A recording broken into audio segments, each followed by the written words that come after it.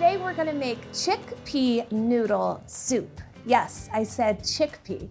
And it has just the same comforting flavors and aromas as chicken noodle soup, but it's an alternative for your meatless Mondays. So let me show you how to do it. We're gonna start with the usual suspects of our chicken noodle soup. We've got our onion, the carrots, and the celery. We've got one onion here that I'm just gonna chop fine. And chicken noodle soup is just one of those things, and chickpea noodle soup, that I just wish I could buy an air freshener of that smell. Like, it's just instantaneously a feel better kind of aroma. So I'm just having the onion, I'm gonna peel back the skin. And you want the pieces about 1/8 to 1/4 of an inch big. And then I'm gonna make my vertical cuts. I feel like I'm in an aerobics class right now. And vertical. All right. Again, just run your knife through 1 or 2 times just to ensure that they are nice and small pieces. All right, now I have a few carrots that I just need to peel. And whenever I peel carrots, I always put them on a dishcloth or a paper towel because it makes cleanup a little easier. And since I'm not gonna be using my knife to chop down, I just put it on my board and then put the base of the carrot. And that way all the peels just fall into the dish towel and you just toss them out at the same time. And we've got our celery ribs. There's a lot of flavor in the celery leaves. I might, if I'm feeling adventurous, chop some. But I would peel them off the stalk first, just so it's easier to cut the celery. Just gonna trim the root end off there. And you want these to be in about 1/4 inch pieces. Again, similar to the onion, you just wanna make sure that everything is similar in size. Realize I didn't cut my carrots. I'm gonna do that after this. And in the test kitchen, you'll see people with rulers, like measuring out 1/4 of an inch. I don't expect you to do that, but if you're learning knife skills and that's your way of practicing, you do you, you know?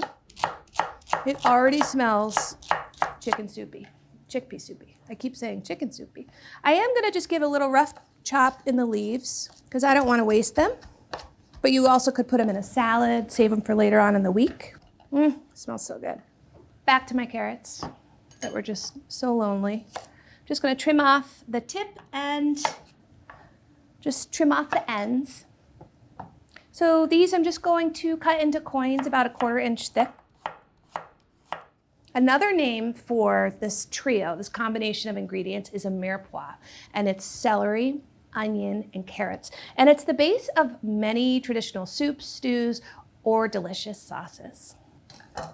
And what it does is it helps to kind of give that really delicious, sweet, vegetal kind of flavor, right? It's like the backbone of your soup or your stew or your sauce.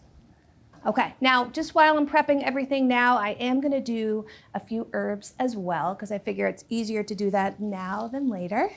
So I'm gonna need a couple tablespoons of parsley, and I'm also gonna need some thyme, so I'll take a few sprigs out. And I love keeping herbs in a jar in my fridge. I know I sound like a broken record, but it is such a great way to extend the shelf life on your herbs. All right, give these a good mince.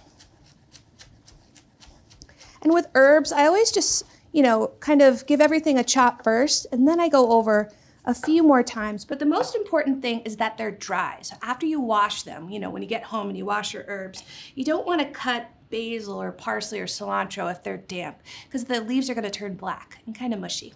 So the parsley is going to go in later, so I'm just going to set this aside now.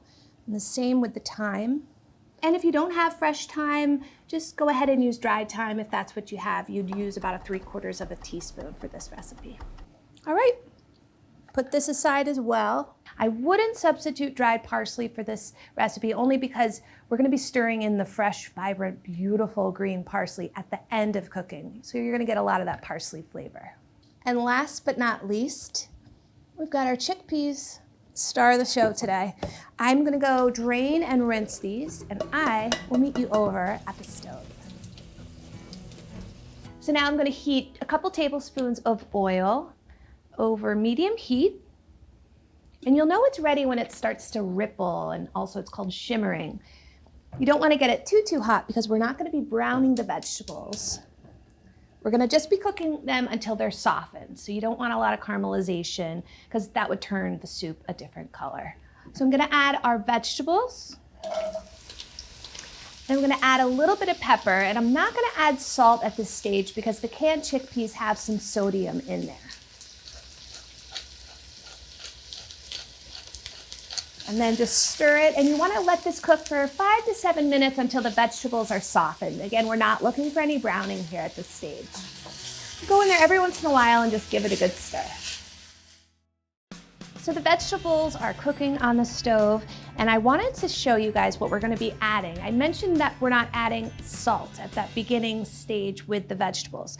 And yes, it's because there is sodium in the canned chickpeas, but we're also going to be using some nutritional yeast, which is great with vegetarian, vegan, and plant-based meals because it's an umami powerhouse. If you think of Parmesan cheese, soy sauce, mushrooms, we use those kinds of things to add glutamates to our food, and it's going to add richness, almost like a meatiness, but because it's vegetarian, plant-based, or vegan meals, they often use nutritional yeast in those types of recipes. So we're going to be adding 3 tablespoons, and this stuff you can also put it on popcorn if you've ever seen that in the grocery store.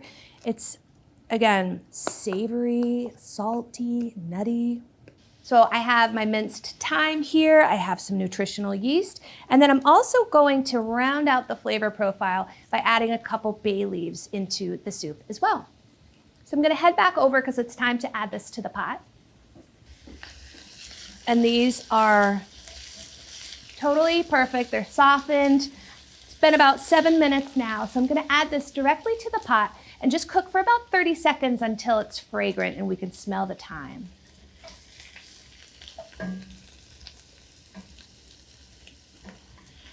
It already smells like Thanksgiving.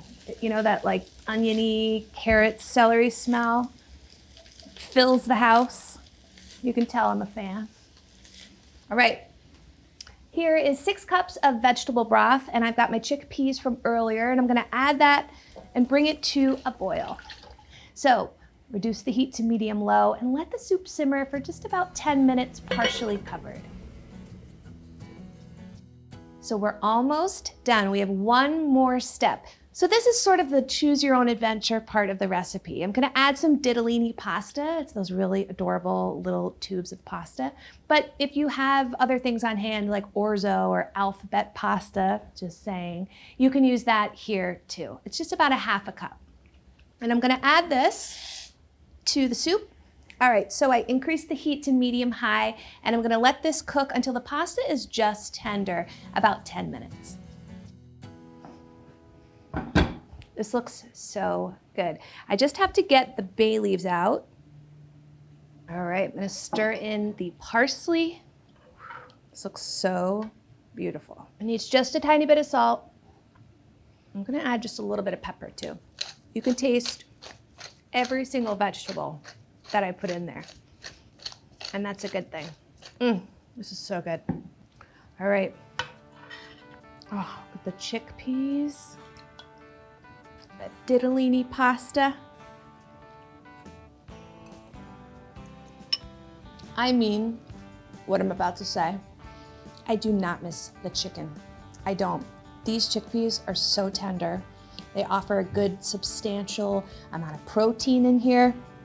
Those vegetables, the carrots, the onions, the celery, slightly sweet, but because of that nutritional yeast, it's just a very well-rounded bowl of soup. It is so delicious. So we took the template of chicken noodle soup and substituted in some chickpeas for a just as comforting bowl of soup.